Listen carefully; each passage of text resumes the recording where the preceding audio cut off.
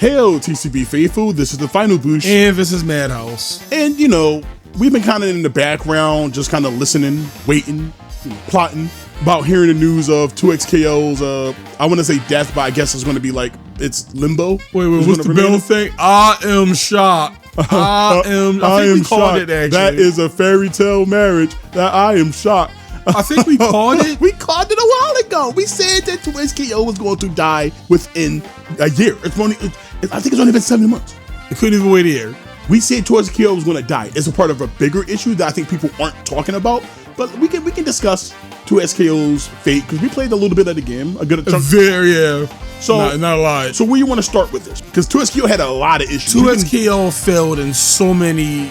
Every aspect you could bring up, 2XKO failed in. The dumb name. The absolutely dumb name. Like any name would have fucking worked. Oh man, you could have called it League of Legends Arena, League of Legends Clash, League of Legends Champions. Take the L. Like, well, no, you only got to do something clever. Arcane. You could have called it anything. You could have called it everything. And I'm not saying Project L, but Project L is even a better name than 2XKO.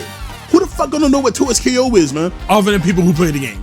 They drained Riot for 10 years of development time and money. Fuck Look, more power to them, man. No, it couldn't happen to a better company. Fuck Riot. I'm not saying like they're wrong on doing that. Do what you do. Before we get off rant and get off topic already, the first thing I think that happened with 2XKO is the free-to-play nature of it. I don't think the FGC is ready for that. I don't think. No. Matter of fact, you're right. I know what you're about to say. Yeah. It's not even an FGC thing. I don't think this current free-to-play model or the free-to-play model that 2XKO set up for itself works for fighting games. It just it would have worked if you were actually able to play the fucking game. Well, yeah. The onboarding process for this free-to-play game was more about making money than actually being free-to-play. And that's the issue. It was just about making money. For example, in a tag game where you play with 2 characters at a fucking time, why would you only start with 2 fucking characters? And a small anemic roster at that. Like, I don't play League of Legends, okay? The only thing I know is the Fox girl people make porn of. I guess people make porn of everybody. It's the Fox girl people make porn of, the wolf dude that I wanted to play, and the cool chick with the rifle, sniper rifle. And all I had was Jinx. Only character I knew from League of Legends was Jinx. I would never know it was League of Legends because it was called 2XKO. If I wasn't attached to the fighting game genre, I would never know it would be a League of Legends fighting. So that's the first thing. You made the onboarding process of free-to-play players a fucking nightmare. You rather just left the game at a premium price. And I'm here, right? and I'm not saying like it's completely wrong for what they did, but yeah, I don't want to grind for characters. You gotta play Brutus. What's his name? Brutus. But you gotta play Brutus and Inari for 16 hours before you're able to play like one fucking. My bad. You might be able to unlock one character. And what if the 2 characters you have to offer are not meta? Are not even meta? What if the 2 characters that you offer aren't appealing? Which was my problem. And no. The only reason I mentioned meta is because the game also had balance issues. Yeah, that's true. How do you have a game where it's free to play? You come out, you barely have no fucking characters unless you grind or use whatever tokens you got. Or just give them money. Yeah. So, in other words, I want to play, let's say, what her name? Caitlyn? Yeah. I want to play Caitlyn, right? I want to play Caitlyn or the wolf dude. I think his name is Wolfric or whatever. I don't know. So, I want to play Caitlyn and the wolf dude, right? The wolf dude is meta, but I want to play Caitlyn like more. So I'm forced to buy whatever is meta in order for me to play online to get Caitlyn. You see what I mean? Just the unlock system. Look, I think in order for this to work, you have to make some concessions. Fighting games are not the same as Clash Royale or whatever it's called. Brawl Stars. It's not the same. It's not the Brawlhalla. same. Brawlhalla at least has everybody underlying playing the same. And people have issues with Brawlhalla's gameplay. Right, but what I'm saying is at least Brawlhalla, everybody is kind of in that same umbrella of, it's kind of technically just skins with some special effects. Which I guess is characters in general, but I don't understand Brawlhalla as much as most people. But what I'm saying is, fighting games are a particular genre. I think you got to make concessions. And the number one concession I think you have to make if you want to make a free-to-play fighting game is that characters are going to have to be free. You're going to have to take that L. No, I don't see it working. That's the thing. characters don't need to be free. You don't think so? And the problem again is that it's a fucking tag fighter and you only have 2 characters. If you're going to make a free-to-play game, I expect the base game to be at least on the same level as a regular fucking video game. So coming out with like decent PvE modes for you to grind, right? That's another coming thing, out with making of awards worth it for people who want to play online, and coming out with at least 14 to 20 characters, and then have other characters that come out that you can buy with. But that's what I mean, though. I don't mean that every character needs to be free. The problem was this game came out, and the free-to-play version of this game is so fucking anemic that it's so hard. The onboarding process is on top of learning the game, on top of the balance issues, on top of the mechanical issues in 2XKO, which it didn't have any. The game didn't have no identity. Well, I want to get into that. But okay, go ahead. That I was never saying like characters can't be unlocked in the future, but just having two characters, and then you had to unlock the other. What was the base roster? Like 8? Not even 8. It was less than 8, I think. It was 8 plus balance issues. Remember, Caitlyn, the wolf guy, the robot dude. They got another girl that came out. The little forest sprite guy, and I think V were all bonus characters added on after the fact. So that roster was even smaller on top of that. Like at least 6. At least 6. And that's tag fighter. At least 6. At least come up with 6 characters. I think 10. At the very least 10. I'm talking about Twins KO's case. Oh well, they barely had anybody to begin. All those characters. The last character they put out. Who was the last character? Some new girl. Okay. So you can start putting out characters after Caitlyn. I think everybody should have been free. Everybody at base. It should have been everybody plus Caitlyn for free, and then afterwards you buy for unlocking guys. But at least people will have a fucking choice.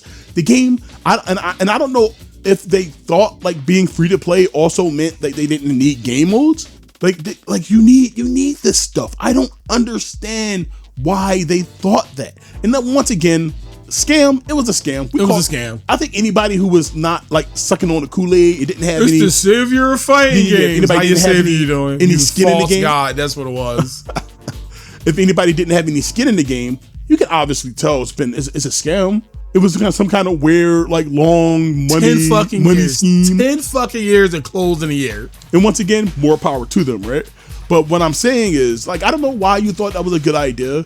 And like the game had no motion inputs, and that's another thing. Like, there's just so many problems with 2XKO.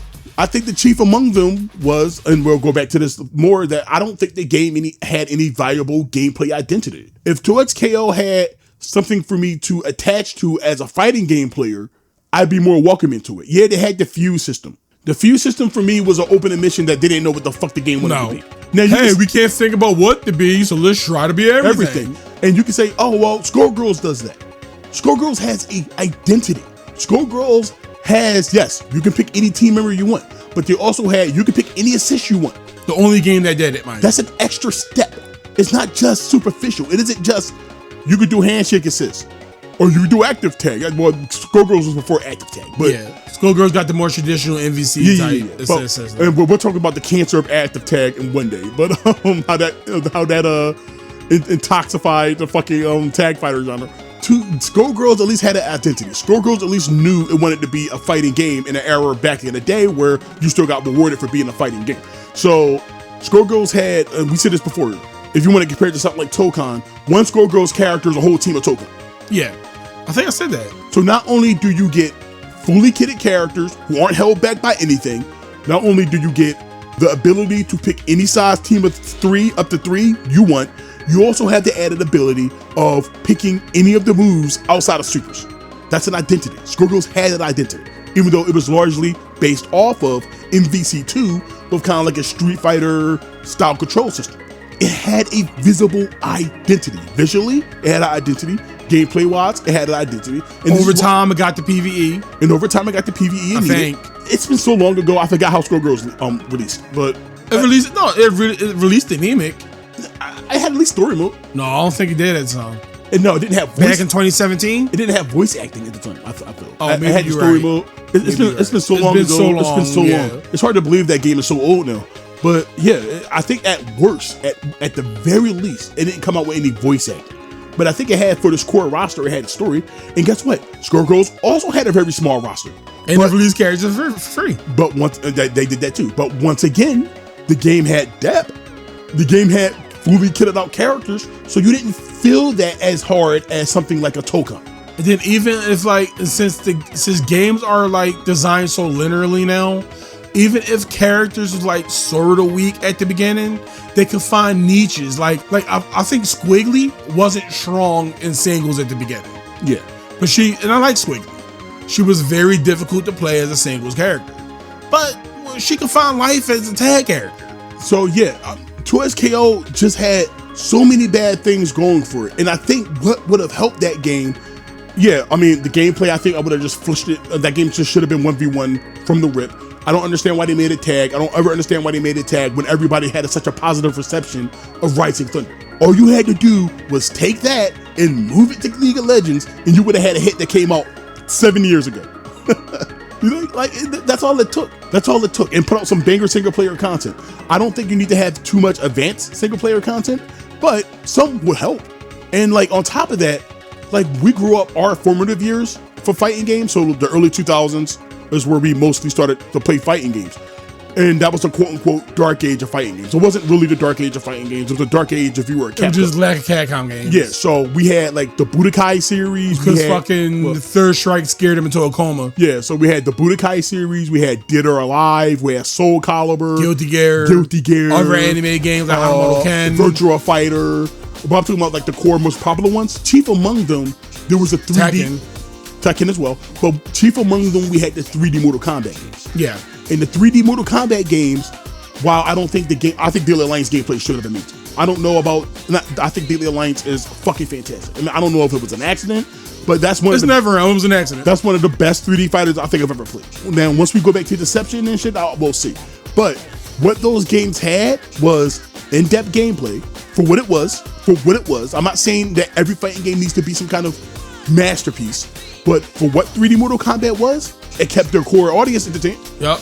It had a tournament scene. Then whatever abortion MK vs. DC was.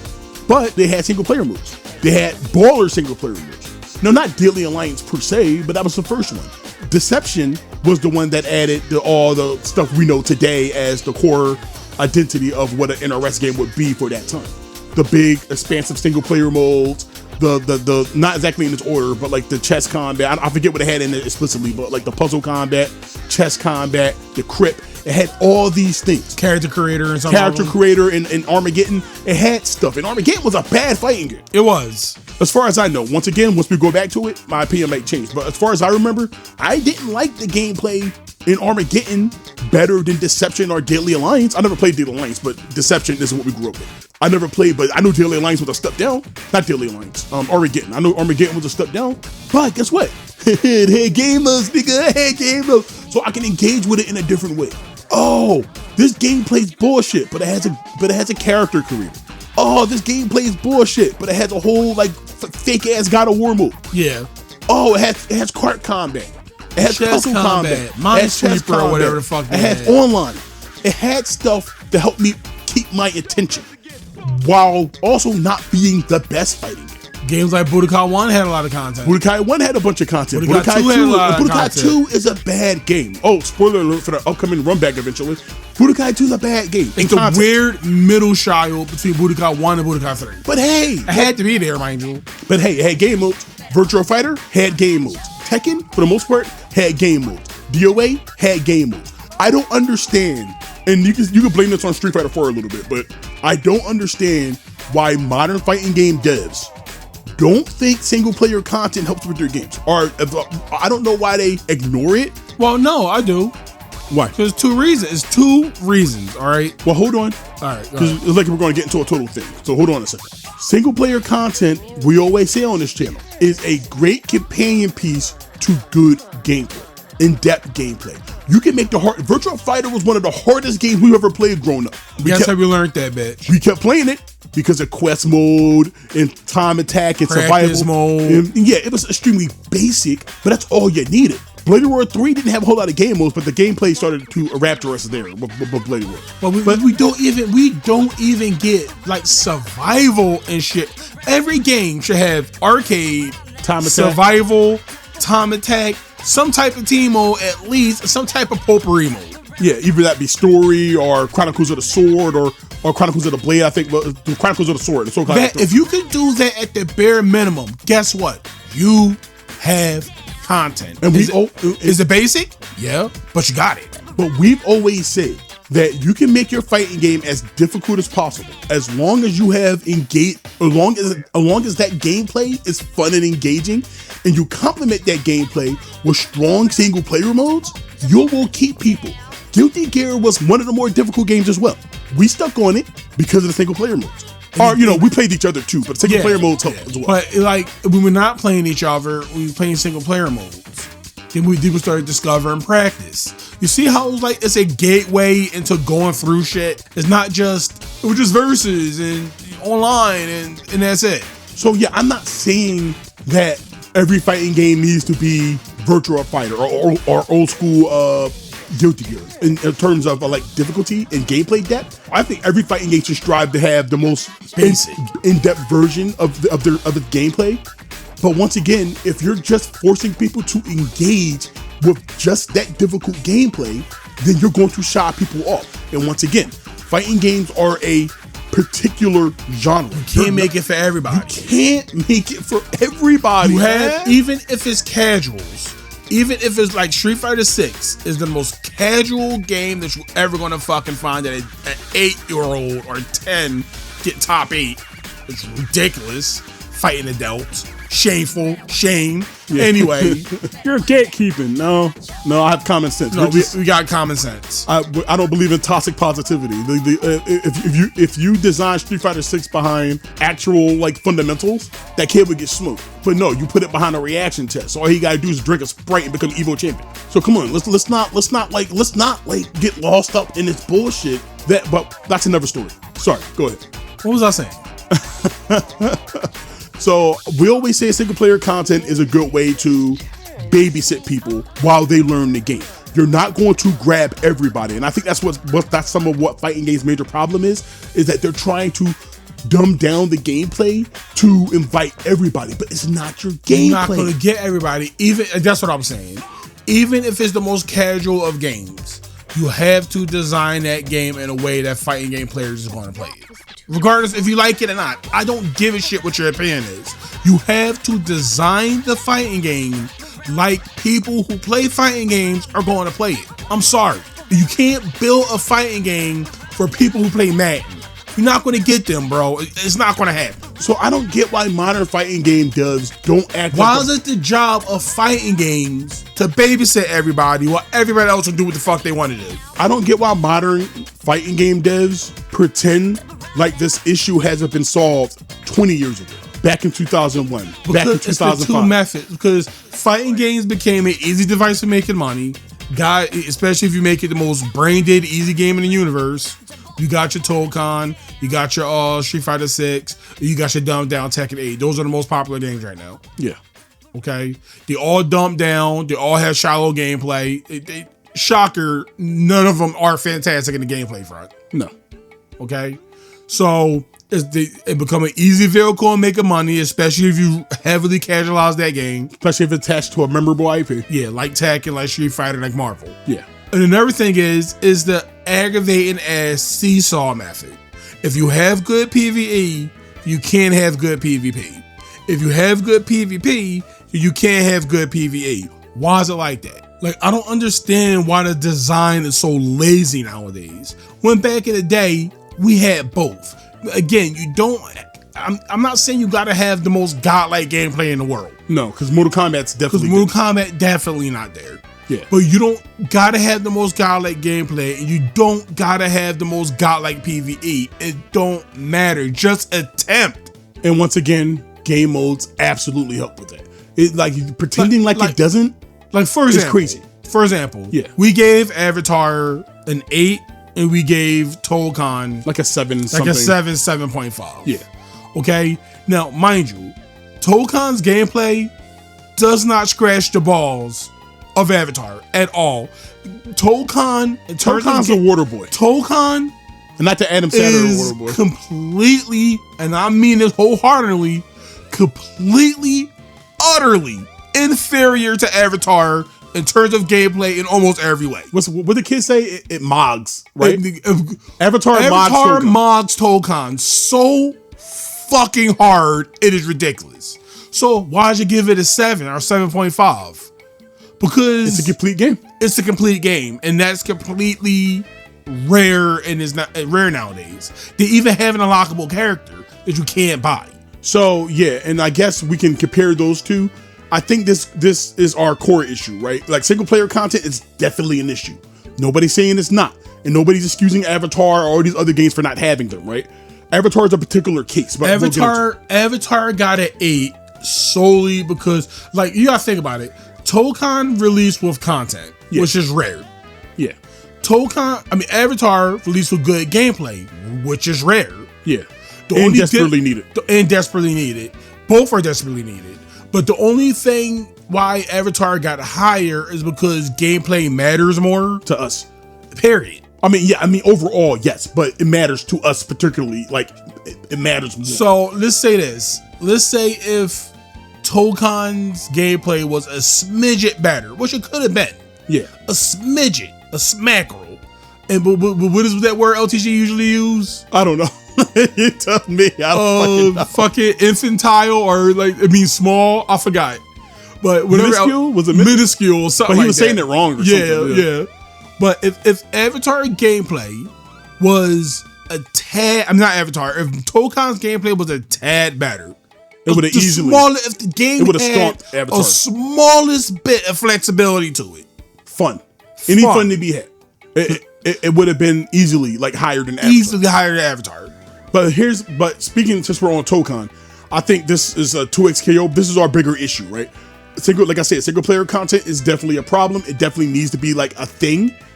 And I don't understand. Well, I don't understand. But my core issue is, and this applies to 2XKO, this applies to Street Fighter, this applies to Avatar, even though not less Street Fighter. It applies to a lot of games, right? You have to access on a case by case, right? But I think what made 2XKO fail, chief among them, all of that, is a lack of gameplay identity. But we said that already. But I think Tolkien also has a lack of gameplay identity. I think Tolkien is completely and utterly carried by the IP and nothing else, probably graphics, because Tolkien is what we said in that 2-hour video we made a while back. We said it Tolkien is the most contradictory fighting game I've ever played in my life. I want to be an aggressive tag fighter, but hand holds you on defense. You can't do any fighting game stuff. I know I'm going on a tangent. I don't know what people talk about. What is do this mix up and do this all that. What mix ups? What are you doing? I'm looking at you playing the game. What the fuck are you talking about? Well, they say, look at this mix up, and it's just my tech. It's a combo. Like I said, it's 5 hours. It's a 5-hour block string. It's a combo. Into a Spider-Man overhit, or anytime you see a mix up, it's just Spider-Man and Goblin. One character with an overhead and the only real mix up character in the game. So good job. You're showing me the one form of mix up with the only character who can force a real mix up. Good job. I guess randomly Storm every once in a while when she has the wind meter for it. But it's very surface level. But what I'm saying is Tolkien lacks, for me, a core gameplay identity. There's nothing to get my teeth on, right? Everything Tolkien does comes from some past Arxis games. I don't know, but we said it already. It's the worst parts of all the Arxis games combined into one soup thing. Yeah, it's just a mush. It's a 4v4 system, but the game also wants you to play 1v1. It has a clumsy tag system. The game wants to be this offensive game, but doesn't have push block. Crossover is the most boring defensive mechanic I've ever seen. Honestly, I don't know how people can play that game and not get bored. I don't see what attaches people to that game. I just don't. Oh, other than money, there's money in it. There's money in it. That's why there's money in it. It's the FGC dictated Tolkien be popular, therefore it's popular. So yeah, it lacks. Fuck off. It lacks gameplay identity, and I think why Avatar got accepted and why Tolkien didn't, outside from the Sony issues, the PC running Sony setting them up and everything like that. Outside of that, I think it's gameplay identity. And I think the best example is comparing Avatar to Invincible Versus. Invincible Versus, in all intents and purposes, imagine they both got the same issues in terms of how they design. Same issues. I'm not saying that there's a difference. The difference is they were both rushed games. To my knowledge, Invincible Versus was almost as rushed as Avatar. Yeah. The issue is, and the difference is, Avatar, the team of Avatar focused on what matters. What little time they had, they focused on what was important in a fighting game. Gameplay loop. And they chose a direction. Avatar Legends is a fighting game through and through. Do I think any single player content? Of course. But what helped it win and survive this Tokon Firestorm is because it actually had gameplay, and it had engaging gameplay. It was something that was desperately needed in the genre. Invincible Versus fails mostly because, well, a lot of issues, right? Same thing with 2XKO, a lot of issues. Buggy, poorly balanced, and people call the game ugly. I don't think it was ugly at all. Nah. But definitely not like, obviously it was a budget title. But there's people saying about Avatar, it looked like a Flash game. Well, the only reason I don't want to play it because of the way the graphics look. Are you stupid? Look, whatever excuse gets you to keep playing Tokon, right? Whoever say that is just stupid. You got to play Tokon to exist. Yeah, it's really stupid. It's really fucking stupid. Back to Invincible Versus, I think Invincible's gameplay is the opposite of Avatar, or at least close to Avatar, right? It wanted to be this competitive fighting game, right? It wanted to be this competitive fighting game, and it chose that lane to a lesser extent, but it flinched. So now Invincible Versus lives in this world where it's too casual to keep the hardcores entertained for too long, but too hardcore to have the casuals forgiving on the casuals stay around. You had to pick a lane. Invincible Versus gameplay could have been great, but in my opinion, they focused too much on characters who had the same power set. Yeah, and now I don't know how much that was their quarter-up's decision. I don't know how much that was. And they all, it's like you stuck with, we keep saying this, but you stuck with a bunch of characters who look the same, play the same, play similarly. The breaker system was genuinely an interesting idea. It's like, I don't think it was pushed hard. How the fuck do you look at your roster currently in Invincible? Yeah, and be like, you know what we need? We need to add Immortal, who is indistinguishable from Omni-Man, from a Viltrumite. So he dies faster. That's it. Universal's a good call. Universal's a good attempt. But once again, like, it's too little too late. We always said that they should prioritize like more unique power sets over Viltrumites. And I get why they had to add the Viltrumites. I completely understand that. You needed guys to punch in your story rules. But that was the issue. The game looked the same. The game got repetitive. I thought that the combo breaker system existing within the tag system itself was a genuinely good idea. It wasn't pushed. Characters do stuff, but don't do enough. The game is fine, largely. I just think they needed to pick a direction. If they picked the direction, at least somebody would have something to sink their teeth into. If it had good single player content, then okay. It lost the hardcore, but at least it'll be somewhat living if it had like interesting single player content. Like if it had like a Team Kaiichi 2 style open world where Mark can fly around and do stuff. 3. 2 had it too. Oh, okay then. So that would have been an interesting idea for an Invincible fighting game. And that probably would have kept people sticking around. Probably not for the core gameplay, but once again, you don't need to have amazing core gameplay if you have solid single player content. But Invincible had lack of single player content, and this core gameplay was a half measure. And small roster, terrible balance. Yeah, not glitches, fast enough. Not fast enough. The game just had a really dumb issue. No, I think the game would have survived, absolutely survived, if they just would have doubled down like the Avatar team on polishing out the gameplay, making sure the gameplay is what it is. Am I saying Avatar is some kind of massive success? Well, compared to Invincible Versus? Yeah. Look, Fatal Fury's fine too. Avatar has a bigger community, or I guess if you have to go by Steam charts, Avatar Legends is a bigger game than Fatal Fury, and that game's been out for 2 years.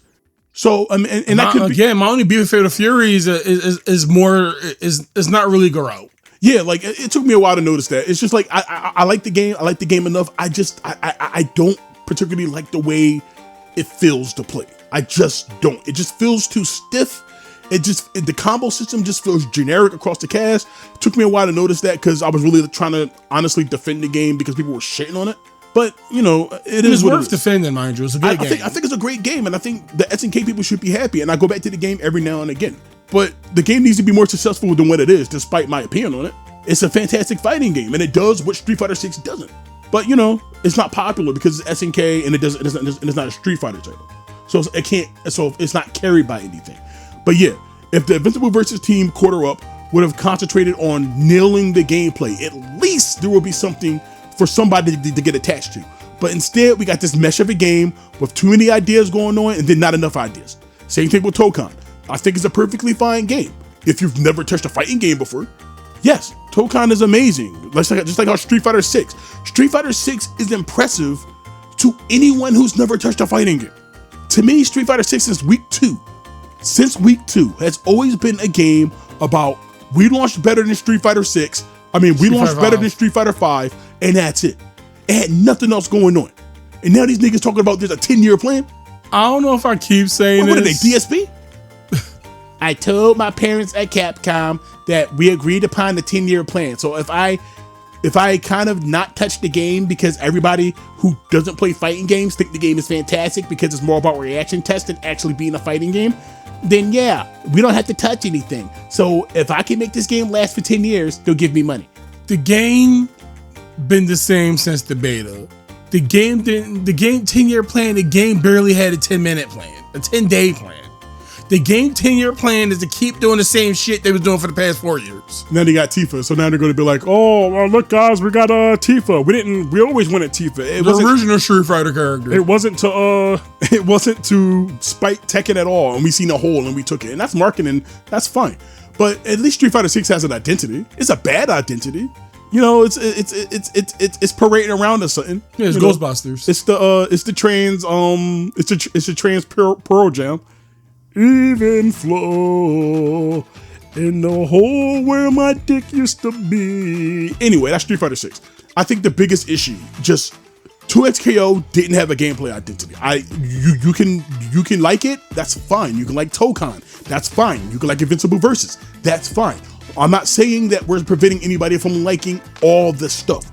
Liking it don't erase the issue. You liking it doesn't have anything to do about what the game is. And I think those games, and Tokan's eventually going to fail anyway. I was going to fall in line to Tokan's already a failure in my opinion. It's already a failure. And that's largely not because of Arches, I guess, but I don't think the gameplay on its own would have stood up.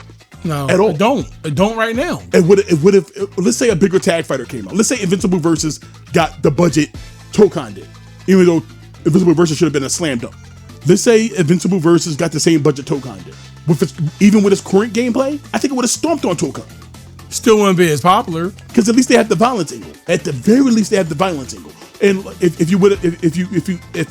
it had the budget, but still had the same mushy kind of directionless gameplay. So it's directionless gameplay versus it's pretty directionless gameplay in Tokan, and in this alternate reality, there's pretty directionless gameplay in Invincible Versus, right? The difference is one attempts to be a good game and the other kind of don't. I think they both attempt to be a good game. I just don't see how people play Tokan on Game Boy. I just think fighting games they're getting so homogenized. They're getting so meter dependent, or for anything for your character to do, they're getting so your meter versus my meter. They're getting so everybody has to have motion control, not motion controls. What are they called? Simple controls. Everything is getting mushed together at this point, where you're all just becoming the same game. At least conceptually, there is no reason. Like I said, I think Tokan has a lot of good ideas. I really do. I think if they would have concentrated on 2 or 3 of those ideas, especially the 4v4, because once again, you're not convincing me the 4v4 does anything for that game. You're not convincing me at all of that. All it does is make a messy game messier. Fighting games need to realize, the genre needs to realize that unless you're Street Fighter 6, where you sacrifice everything that made your franchise for chasing casuals. If you're not willing to do that, then you have to accept the audience that you get. Yes. And you have to make the best fighting game you can. Also, another big part of this issue, is the lack of nuanced opinion. Oh yeah, that's a big one. That's a definite problem. The FGC has a real $100 million trillion company has me in my back pocket problem. And it's not only that, it's like nothing can. I like Tokon. I don't think Tokon's a bad game, ideally. I think it's a bad fighting game. But I can also say I like Tokon, and it's not very good. It's okay. It's okay to have an opinion about something. Something doesn't have to be either the best thing ever made or the lowest of the low. It doesn't have to be that way. Why does it have to be that way? I like Avatar. Avatar can use more. I like Tokon. Tokon needs to be a completely different game. But the fact that all these games we like, that's why we're so adamant about speaking up on them. Because these aren't bad games. These are games that are not reaching their potential. By dumb shit. I never want any of these individual games to be bad. I don't want Street Fighter 6 to be bad. Capcom wants the game to be bad. Because you can easily control the game that way. Like I said, if Street Fighter 6 was concentrated, if Street Fighter 6 put any brain, if the devs of Street Fighter 6 put any of his brain power into making a genuinely engaging fighting game outside of trying to skirt responsibility of balancing a fighting game by making the most bland system mechanic driven thing possible and then relying on your drones to defend you, Street Fighter 6 would be a genuinely amazing game. 10-year-old, by the way. Capcom doesn't want Street Fighter 6 to be a good game. No, because then they have to do something. ArcSys attempted to make Tokon a bad game, attempted to make Tokon a good game, but once again, you have to go by these modern rules for some reason. And then, why 2SKO failed, for the most part, is because of hype beasting. Yeah. The savior of the FGC. It's going to be the biggest thing. Now, I get that. That's a lot of hyperbole, and a lot of people were seeing that writing on the wall that it wasn't going to be. That's not my point. My issue is when the game came out, you guys could have played it. We instantly noticed the problems with the game. Yup. Somebody could have took their larger platform. Our tiny channel. Yeah. Somebody could have took their larger platform and pointed out the issues and slowly explained those issues to the 2SKO team. And I don't know if they would have fixed anything, but at least they tried. But no, I gotta get my bag. It's the best fighting game ever made. It does everything right, Maximilian? They also flew me out. They flew me out to test the game. It's amazing. Same thing with Invincible Versus. It's amazing. It has to be the best thing ever. No, it's not. You guys killed 2SKO. So we can say it could be the single player content. It could be the free monetization issues. It could be the lack of identity from a gameplay perspective. What killed that game most of all was the FGC or esports or whatever you want to say it is. That's what killed 2SKO. You guys killed 2SKO. The content creators killed 2SKO.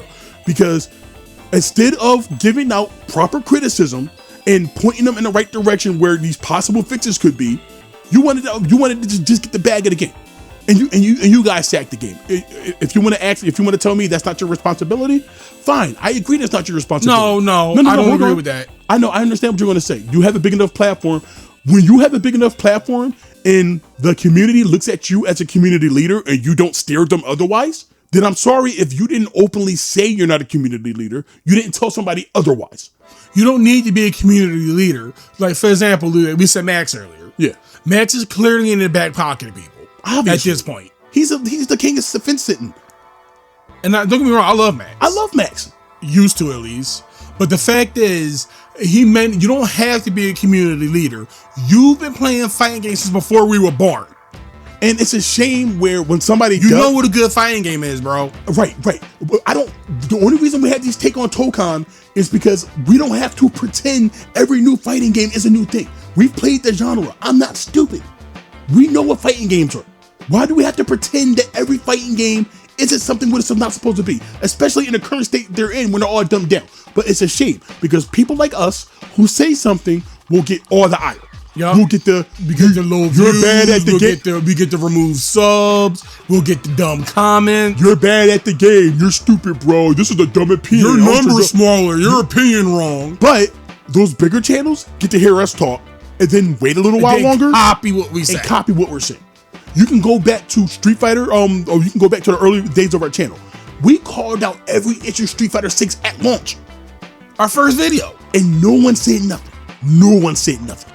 Till now, since the bag drying up. The only game I was instantly wrong in was Strive. And Strive is at least somewhat better than when it first No, started. we were right with Strive. The difference is we didn't know about that patch. Well, yeah, it's new. And that patch didn't make the game amazing. Made it better. It made it better. So, so what I'm saying is, we'll get all the target, and then they wait 5 or so years, and then they just say the same thing we've been saying. Oh, you guys are so smart. Oh man, you're smart for saying that, guy. Oh yeah, but these people, and not just us, other small channels too. It feels like we get our opinions preyed upon by a bigger channel. It gets cannibalized, and then they get all the credit for saying stuff. I'm not saying I want credit, but what I'm saying is, if they just would have said something earlier instead of just chasing the bag, and fine, chase the bag, I guess. Got a family, I understand. If you have to do that, fine, I guess. But you don't have to kill an entire genre to support your family. That's all I'm saying, man. Like, I don't know. This is a little rambly, I guess. As always, rambly for us, I guess. Whoever's going to listen, I suppose. Yeah, like, what it is. You know, I think 2XKO died. I think the community failed 2XKO. I think content creators failed. No, community failed everything. The community failed to it. Well, the developers, but the community failed 2XKO. Community failed City of the Wolves. It failed Avatar. It failed everybody because the FGC is so gray-washed, as in it's only what they dictate is popular instead of what is objectively well-designed. It's not about that no more. You can't have an opinion because your number not big enough. And it's a mess, and everybody should be embarrassed. It's a fucking joke. It shouldn't take 2 yahoos on the internet to state what is completely the obvious. And I don't care. If we stay small forever, if we don't get any review codes, if we don't do any of that shit, it don't matter. Even if we do, it don't matter, because we're always going to say the quiet parts out loud. So is Team Crossbody pro esports? Fuck no. Fuck no, because esports suck. So we're going to stay right here in the NWO for life. For life. See you next time. Don't turn your back on TCB's back, causing mass destruction. The bad boys of FGC. Oh, just shut up. All right. See you.